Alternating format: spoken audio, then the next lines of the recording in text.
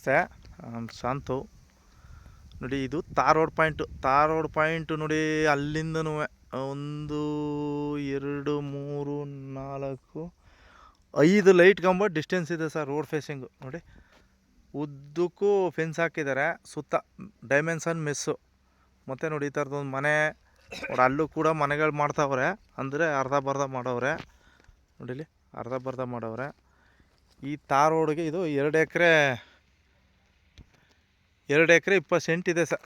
ನೋಡಿ, road facing ನೋಡಿ. ಅಲ್ಲಿ ತನಕನೂ ಐತೆ. ಲೈಟ್ ಕಂಬ ಐತಲ್ಲ ನೋಡಿ, ಅಲ್ಲೊಂದು ದಾರಿ ಅಡ್ಡ ಅಲ್ಲಿ ಗಂಟು ಐತೆ ಸರ್.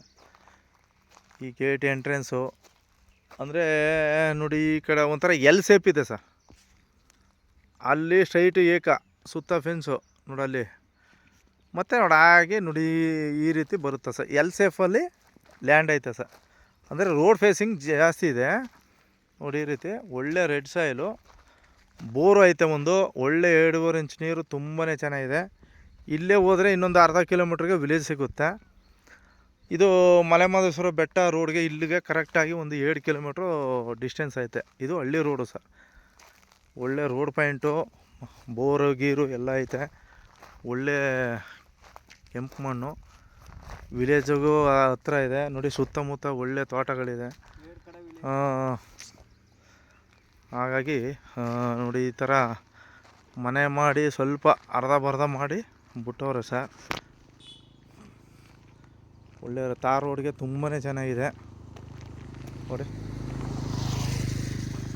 ಒಳ್ಳೆ ರೆಡ್ ಸಾಯಿಲು, ಎಲ್ ಸೇಪಲ್ಲಿದೆ ಜಮೀನು.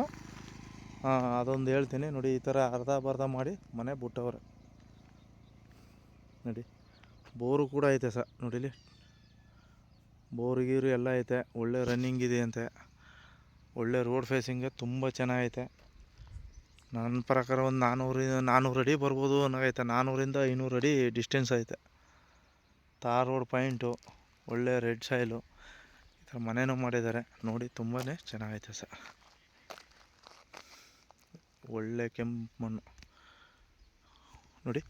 ಇಲ್ಲೂ ಕೂಡ ನೋಡಿಲಿ, ಇಲ್ಲೊಂದು ಅರ್ಧ ಕಿಲೋಮೀಟ್ರ್ ಹೋದರೆ ಈ ಕಡೆ ವಿಲೇಜು, ಇಲ್ಲೊಂದು ಅರ್ಧ ಕಿಲೋಮೀಟ್ರ್ ಹೋದರೆ ಈ ಕಡೆ ವಿಲೇಜು. ಸೆಂಟ್ರಲ್ ಐತೆ ಸರ್. ಒಳ್ಳೆ ಸೆಂಟ್ರಲ್ಲಿ ತಾರ್ ರೋಡ್ ಪಾಯಿಂಟ್ಗೆ ಚೆನ್ನಾಗೈತೆ ನೋಡಿ ಸರ್. ನೋಡಿ, ಸುತ್ತಮುತ್ತ ಎಲ್ಲ ಒಳ್ಳೆ ತೋಟ ಇದೆ ಸರ್.